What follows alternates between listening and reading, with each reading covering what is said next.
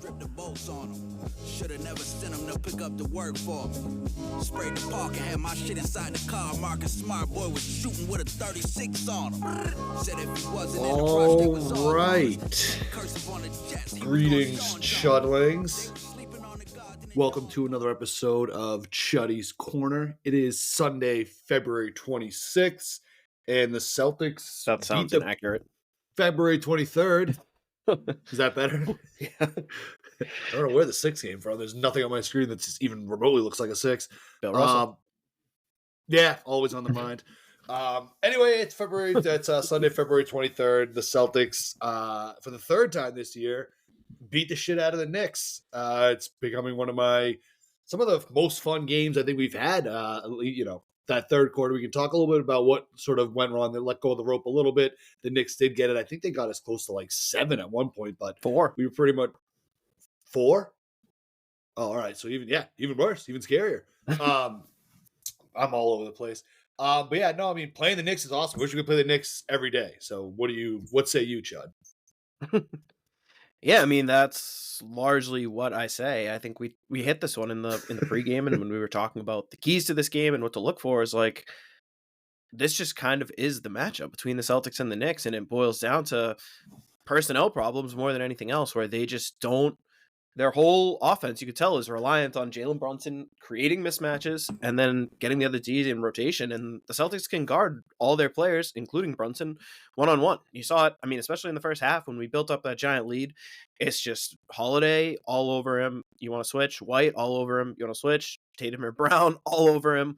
And he's the only guy on the team who drives to score. And he's having a hard time driving to score because of the rim protection, too. We're playing a lot of the time with 2 bigs. Porzingis was there having a huge impact. Cornette when it wasn't him.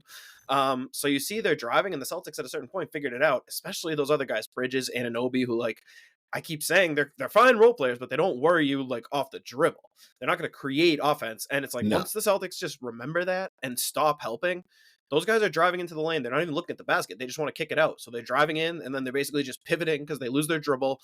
A good defender is right on him.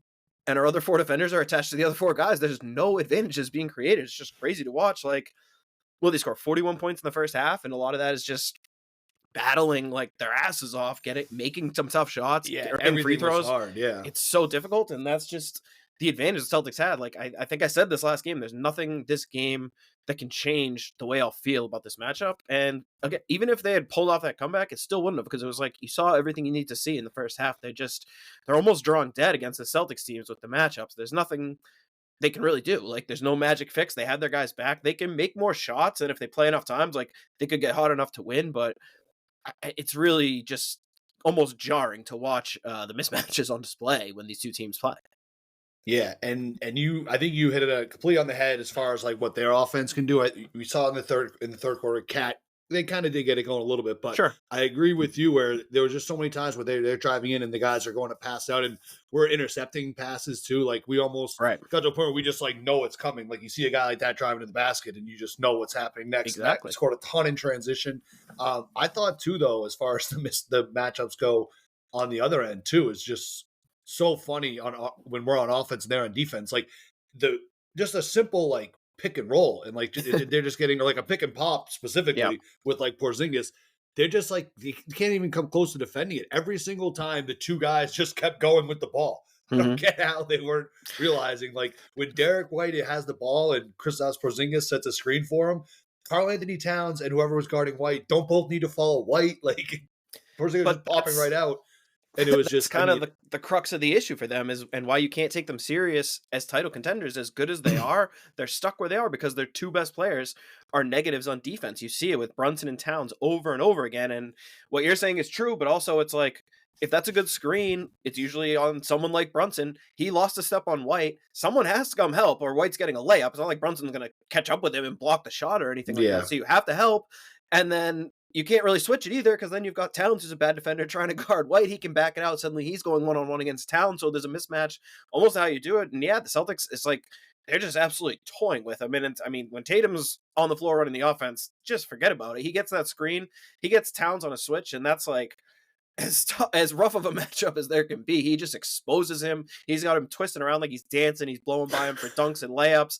If they send help, he's kicking it out. And I mean, I thought, first of all, love the one good thing about the early broadcast not being in the primetime little 30-30 spot is getting Legler and Jones on the call, which is awesome. And I thought Legler put it perfectly at one point when Jones, I love, is just setting him up to like talk about things, and Legler's just feeding you good takes. And he put it perfectly with Tatum, where he's like, you can look at his stats and his advanced stats, and people will rip on like his usage, this and that. But it's more like he's just gotten so comfortable running the offense that he draws the defense to come out to him in a bad spot, passes it up, and he's just like trusting the other Celtics to play 4-on-3.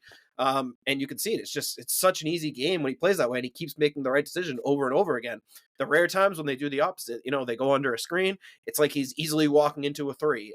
They go one-on-one with him or switch a big. He's blowing by them and getting to the basket, whatever he wants. Usually they're sending doubles. He's passing it either into a wide open shot or into a pass that leads to another action that generates an open shot. And it just happens over and over and over again and again. There's just like nothing the Knicks can really do to stop. No. Hope for misses. And you mentioned going under the screen. I do think like Tatum's 3-point shooting this year is just like his shot making is crazy. Like I think it felt like I used to get frustrated sometimes with some of the threes he would take because he wasn't like a great 3-point shooter. But I feel like this year he is. I don't have the numbers in front of me this year compared to They're last year. Not that different. It just but am I crazy though? It does feel like he's just shooting with more, like everything just looks smoother, more confident, and it feels like it's going in way more.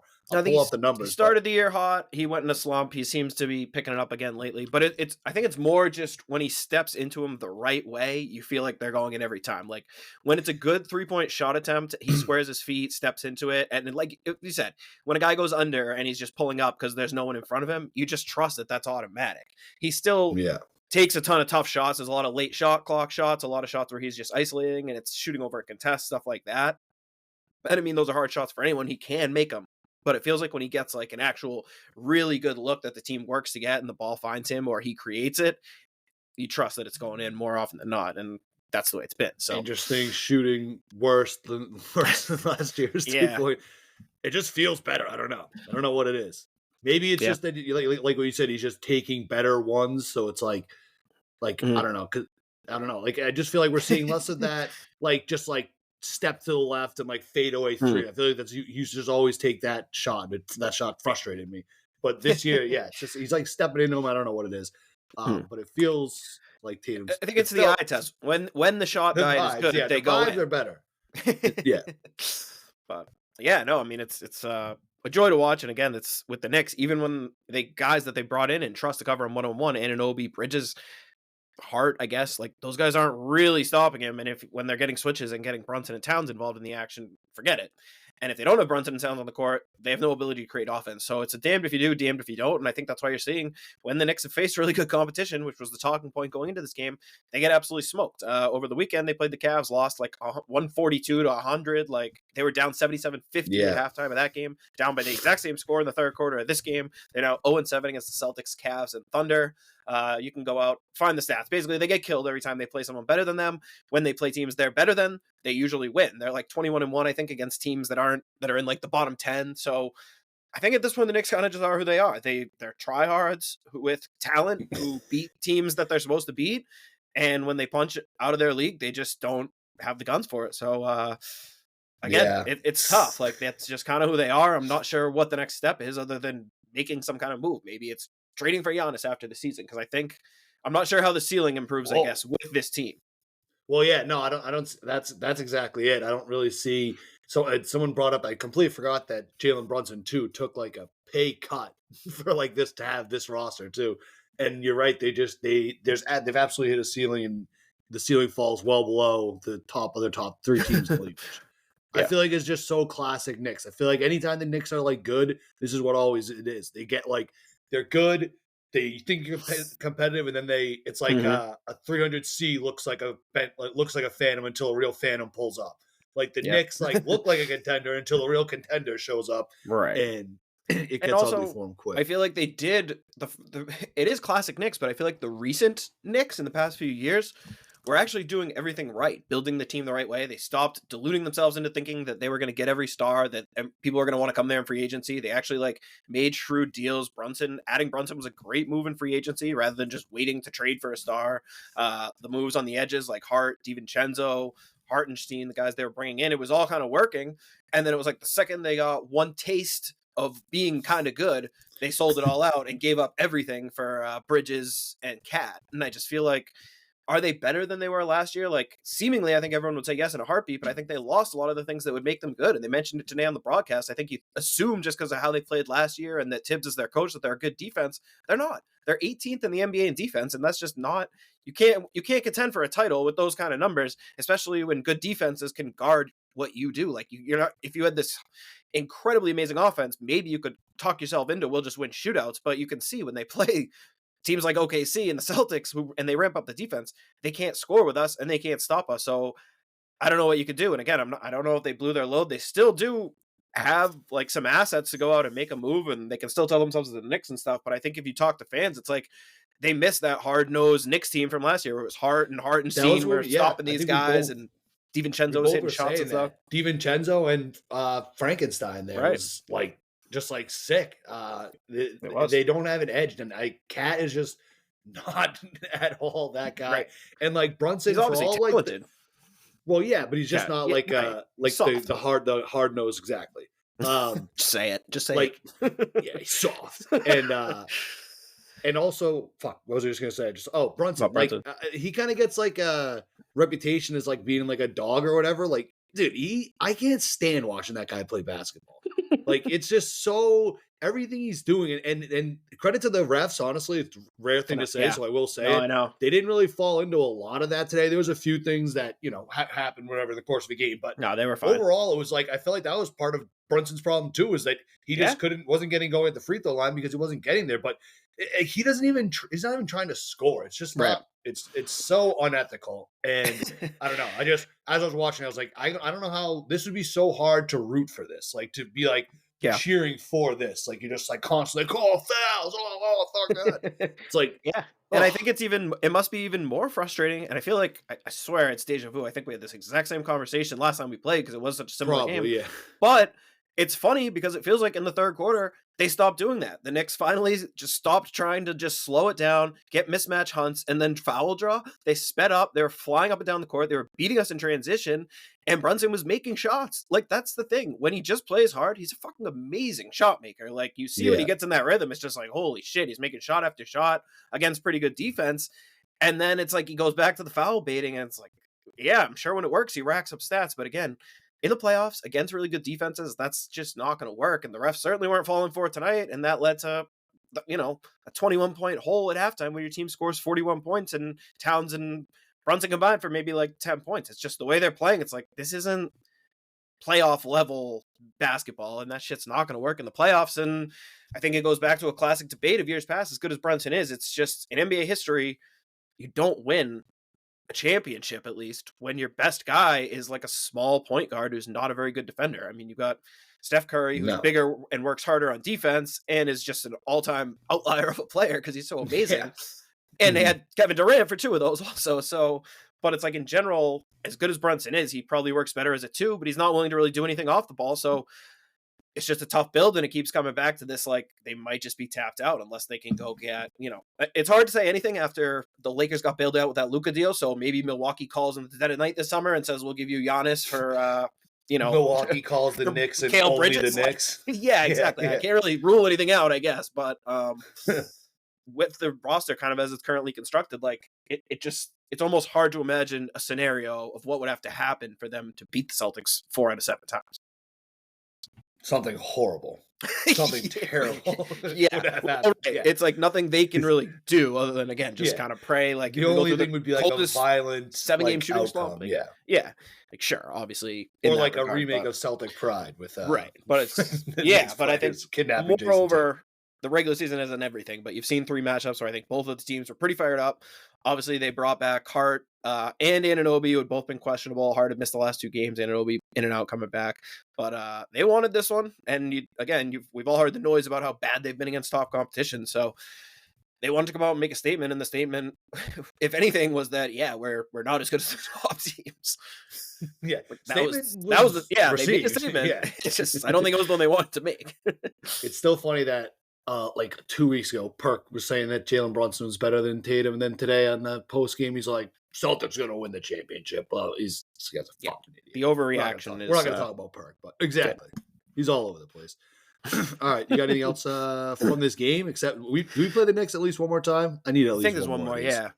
But, all right, good. Yeah. I mean, I think again, it spoke in the second quarter when we brought in Peyton Pritchard, and he's locking down Brunson 1-on-1, which is another benefit to this matchup. When a guy is that small, Pritchard's a fucking dog and a good defender. He was basically coming in, face guarding him, and it was like Brunson couldn't even get anything going against our second unit, where it was the 4 bench guys in Tatum.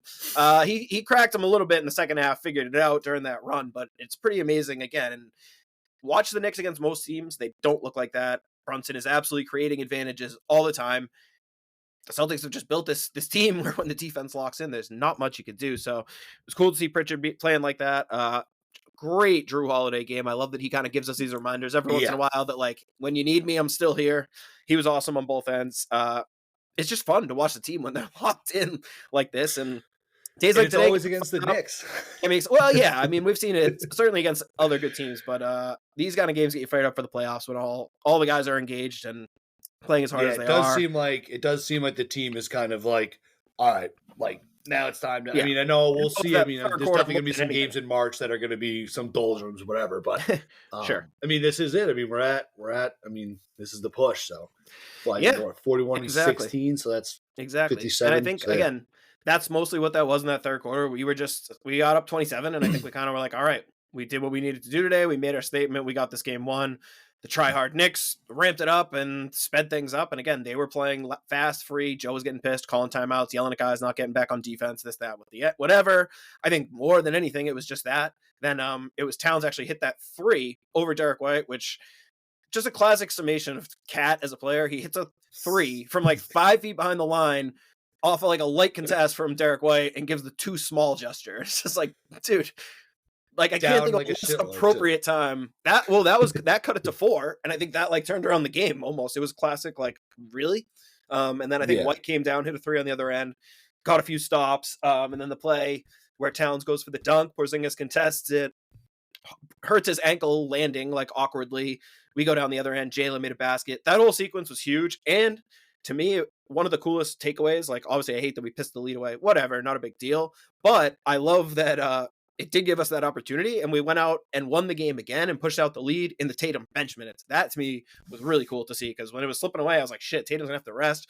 They went out, dominated, pushed the lead way back up before Tatum even came back in. So that's when I was like, all right, we're not fucking around. And then also, classic Tibbs, putting Cat back in. He's all writhing in pain on the bench, holding his leg. They're down 18, 3 minutes left. As soon as Cat's back from the locker room, get back in there, like, would you ever do that?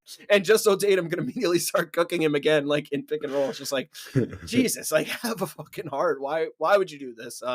And watch, he'll be like, yeah, it's gonna be a classic like ankle situation where they're like, yeah, it's fine, it's gonna swell up. He's gonna now miss 3 games because of this, and Knicks fans will be cursing Tibbs, putting him back on the floor. It's just like so classic. That's awesome. Yeah.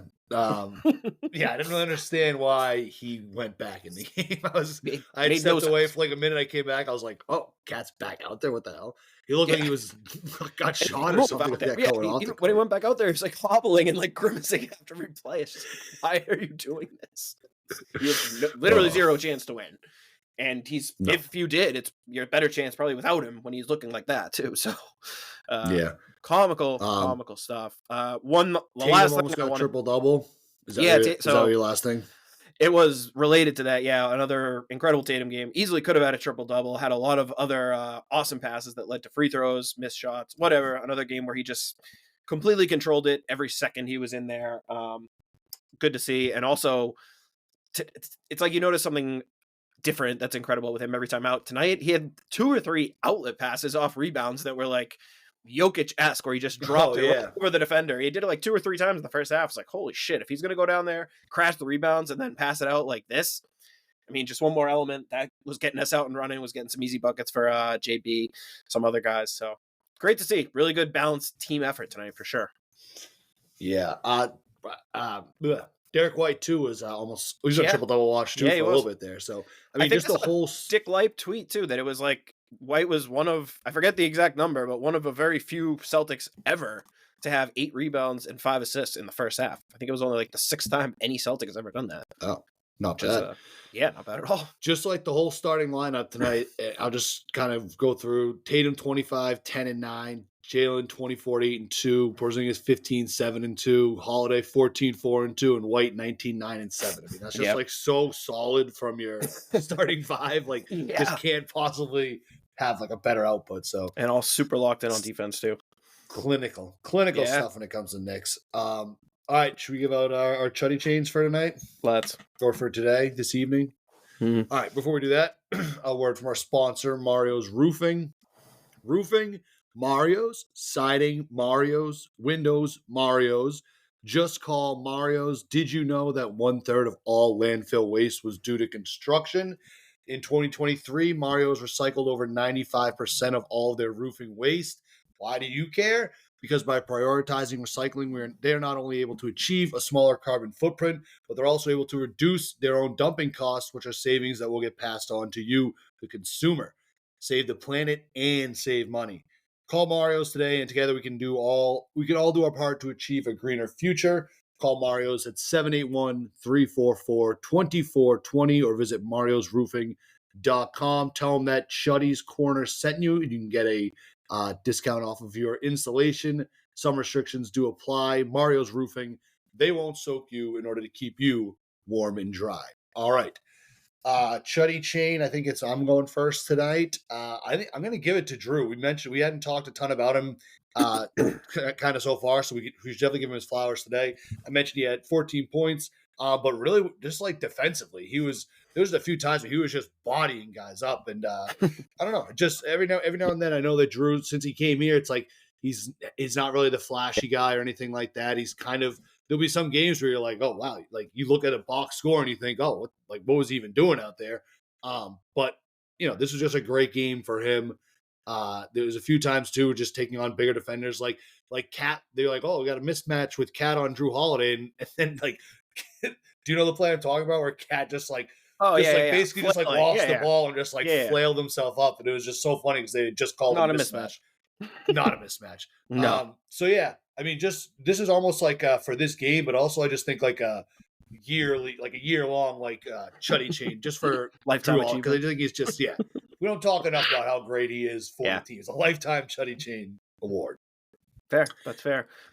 I'm going back to the well with mine. I feel like I've been giving it to this guy a lot lately, but we haven't mentioned Luke Cornett. He was excellent yet again. I love how much they're playing him and Porzingis together, two absolute giants lineup, and they were just playing volleyball. He was bludgeoning them, had at least 3 offensive rebounds, was just scrapping, working hard, taking up space, setting elite screens, and had a few really like workman-like plays, I thought, in those tight bench minutes where the game was getting close. He had a few big buckets, worked with that one play where he tipped it out for 2 offensive rebounds. At the other one, we went up, got fouled, hit the 2 free throws, converted an alley-oop dunk from, I think it was Pritchard. So just continue to see really, really good minutes from Cornett. Talk about a guy who understands his role and just goes out there and does exactly what he's good at.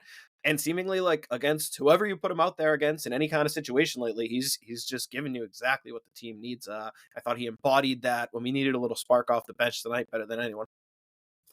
Yeah, no, Luke's an absolute beast. I'm kind of interested. That lineup you mentioned too is so crazy. It's like 14 feet of just like And huge. Tatum was basically playing point guard at the time. So you have like a 6'10" point guard and then 2 7'2" guys on either side of him. Like when they were running some of those horns plays where it's like you have both of those guys screening at each end of the free throw line and Tatum's dribbling. He can basically just choose like, all right, which guy do I want to go after? To Porzingis' side, to Luke's side. There's a few where he went and did it one side, got a good look, and then the other guy, whether it was Porzingis or Luke, was just there on the other end to just like tip back an offensive rebound if it didn't work anyway. So it's like good luck. And at the time, the Knicks' only big guy in there was Towns, who it's like Tatum can guard by himself. So the amount of smothering we were doing to them with sides, it just bludgeoning them over the head over and over again.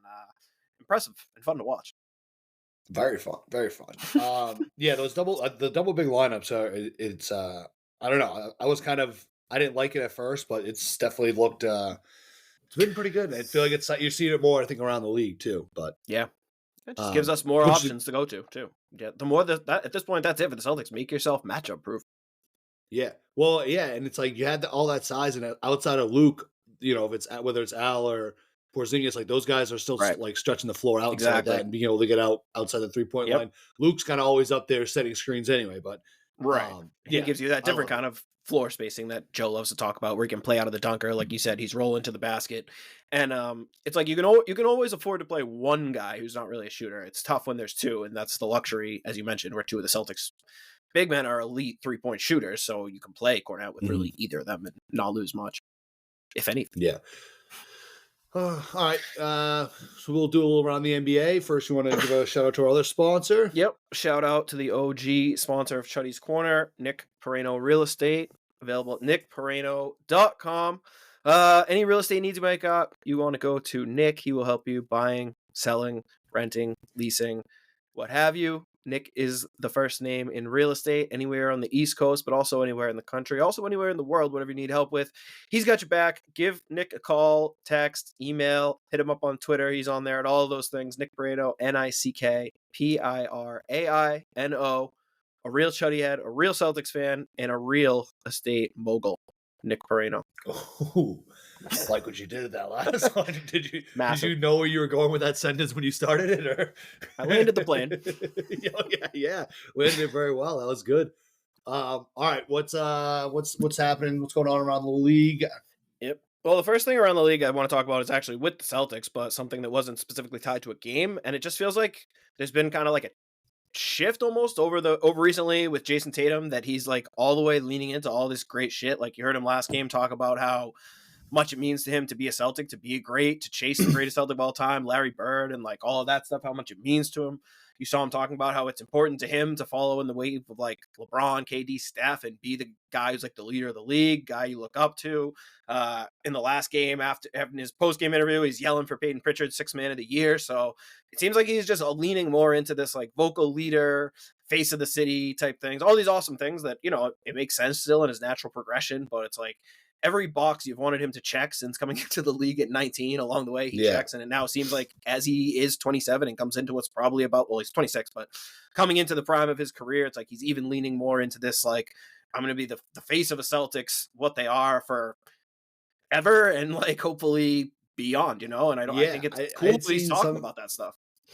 I still will just never understand why it's not just like obvious that Tatum is like great for like the league and all that stuff. And for the, like, it's like, I don't get, but it's not just the way people like kind of try to clown on him and stuff like that, but it's, it is good to see. I thought that Larry Bird line was great. I mean, if you're a Celtics fan, like, yeah, that's exactly what you want to hear, especially in the modern NBA where players are always like, I'm trying to get the fuck out of here and fuck this. He's basically like, I saw some people were like, oh, like he's comparing himself to Larry Bird. It's like he says he wants to be like Larry Bird. Like you should want the best player on your team to say that. It's not like there was people that seemed ruffled by that, and I don't understand it. But yeah, Tatum's shout him out. I think there's something. It does feel like there's more of like there is more talk now, or like outside of our market of like Tatum as kind of the guy. I've seen a few other former players like talking about it and stuff like that. So. Good to see. And you're right. Exactly. It's like the natural progression, and hopefully it keeps up. Right. Yeah. No doubt about it. It's very exciting. Very exciting. And then it's so great to have the face of the league on our team. It is. I mean, we're blessed, and I hope people realize it and enjoy every step of the way. Because I mean, you look at around the league, and not many places have it as good as we do. So it's exciting. In terms of other around the league stuff. Been some interesting games in the last few days. What was here that I wanted to talk about? So I want to talk about the race for the 10 seed in the East, as we've been calling it. How funny it is. And it's really this. We had an epic Sixers-Nets game yesterday. The Sixers playing all their guys and losing at the buzzer to the Nets. Believe it or not, the Nets passed them in the standings. The Nets are now a half game out of the 10 seed in the East. The Nets, who traded again to get their picks back. So they had a 2-year window to tank. Unfortunately, they've hired too good of a coach. And the East, I mean, it's just so bad. Funny stat that really ties it together. So the Bulls lost yesterday they're still in the 10th seed. So as of right now, they would be in the play-in tournament. So on January 11th, the Bulls were 18-20, and they were in 10th place. They were in that 10 spot. Since then, they have gone 4-15 in their last 19 games, and they are still in the 10th spot in the East. So we've kind of talked about how funny it is. All of those teams basically wanting to tank out, and just due to math, there's 6 teams that want to tank, and there's only 5 teams that can miss the play-in. So at least like they all just keep like teams, having to play each other, and like pretty much. Well, it comes down to these games. That's why Sixers Nets was such a big deal, because it's like they were both 20, I think, and 35, and tied for the 11th in the East. It's like, this is going to be a huge loss for one of these teams, and sadly, it's the team who's playing all their good players and still pathetically losing, and it's just so sad. And it's funny, I keep seeing Philly fans looking at the lineup when they're like Embiid and PG are starting and all these guys, and then being like, what are we doing? Why are we tanking? And it's almost like who's going to tell them, like, you're not good when those guys play. Like, you're actively losing games with them. So it's like resting them and playing bench guys who will at least bust their ass and try, like, might be better than Embiid limping around and basically like 100%. So it's kind of a funny look from the outside, almost like bordering on feeling bad at how much they're like missing this. This is the tank. This is how you tank. You play these guys. See, these guys aren't good at basketball, and they don't try. Yeah, it's pretty grim. It's pretty grim. And got a shout out too.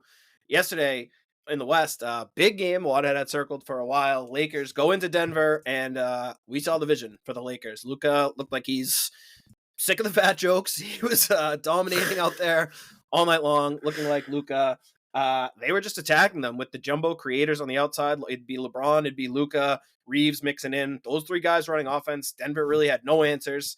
And then on defense, super impressed by the Lakers. They basically just leaned into a big lineup with Rui, DFS, and LeBron on the outside, switching everything, making sure that Jokic was at least doubled. They were fronting him, having a guy around him. When he caught the ball in the post, they were showing at least 2 guys, hands everywhere. Jokic had a tough night, couldn't get many looks off. They made everyone else beat them, and the Lakers went into Denver and thumped them. And the Nuggets were on a 9-game winning streak. Impressive stuff. So I think anyone who's like, all of the doubts and concerns and whatever about the Lakers are valid, but at the end of the day, it's like, they have arguably 2 of the 10 best players in the league, and they're going to have a chance against pretty much anyone when this happens. And it also shows that if you go look a little closer at that 9-game winning streak for Denver, a lot of bad teams, they've still got some problems outside of Jokic. So interesting stuff happening over in the West. Yeah. Yeah, no, I think like the Lakers obviously can, like, I think you had them as like could do something, obviously, but it's good to hear that Luka looked. If you're counting them out, shape. and you're gonna like be standing there at the end being like, how could I have not seen this coming? If LeBron and Luka are celebrating winning the West, it's like, maybe I'm the idiot for not realizing. I could also just see them getting like swept in round 1 too. Definitely, and I think that's kind of what we talked about too. Outside of OKC in the West, there's a lot of good teams, but a lot of them are like high ceiling, high floor. Where Denver, when we see them look good, you're like, damn, could these guys contest with the Celtics? They're that good. And then you see them last night and you're like, oh shit, they have a ton of flaws. Same with the Lakers. Last night you're like, holy fuck, LeBron, Luka, these guys can beat anyone. The games before, they're struggling with Portland. They're losing to Charlotte. They're losing to Utah. So how many teams can actually put it together consistently for 2 months and win 16 games over that stretch? Like, that's kind of where it gets hard to picture. And it's like, a lot of these teams, would it shock you if the Lakers beat OKC in a series? No. Would it shock you if Denver beat OKC in a series? No. But would it shock you if any of those other teams other than OKC put together 4 good series in a row? Maybe shock is too strong, but I think they're still like well-deserved favorites. Yeah. All right. What anything else? It looks like Jimmy Butler's making his debut in the Bay. Yeah, great slate. Just a great slate of games today. If you look up and down, should be a fun one. This Golden State-Dallas game. Golden State's beating them pretty good, but you got Klay Thompson obviously back there. We got a fun Memphis-Cleveland game later, a nightcap of OKC in Minnesota. Good games all day. Yeah. Enjoy it. Just enjoy it. It's going to be a lot of fun. All right. Before we sign off, we got the Raptors on Tuesday. I mean, they got Dick. They got Dick. They got Quick. They are another one of those teams that is in that 6-team race for the bottom 5. And it's like, let's see where they're at. They can play decent basketball. I know they're playing a little later tonight too, against Phoenix, coming off a back-to-back. That's a dangerous game for Phoenix. Don't be surprised if Toronto wins that one later tonight. But yeah, I mean, when all their guys are out there, they've got something that makes sense. You'll get to hear Scal gush about Jakob Pertl, maybe his favorite player in the NBA, who always seems to have a good game against us. He'll get a ton of rebounds. Let's just say I don't know if you'll see the same kind of focus and intensity out of the Celtics on Tuesday night without looking too far ahead at their schedule. I wonder if that's a scheduled rest night for anyone, a team that we should be able to beat, a team that should be, frankly, trying to lose. Brandon Ingram not playing for them, but, you'll see Scotty Barnes. RJ Barrett's been having some good games lately. Emmanuel Quickly's back. O'Shea Abaji's giving them some good minutes. Grady Dick, whatever. They're far away from They'll definitely contention. have some guys resting. It looks like it's a back-to-back. We play the Pistons the next night. All right, yeah, so most likely so will, unless we we'll have some rest guys everyone in out. the second game, but no reason to do that. So is that game at home or in Toronto? I think in Toronto. Okay. All right. Yeah. We're heading All right, up guys. north. Just don't do anything stupid. Don't do anything dumb. Yeah. Yeah, we got the Pistons, then we have the Cavs on Friday. So big week coming up. Cavs Hell and yeah. Nuggets. Look at this. This is a good little peek ahead. Fun. And the Thunder aren't far behind that, aren't they? They're coming to town in sometime in March or early March or March I thought it was 12th, around the Nuggets game. So March 12th. Times ahead. Lock in. Lakers, yeah. We also have a smattering of Jazz, Sixers, and Blazers too. So I did see something that we have the easiest strength of schedule after the All-Star break. Fun. So that's good. Good to know. They're all easy when we try hard. That's true. All right, well, all right, well, this has been fun.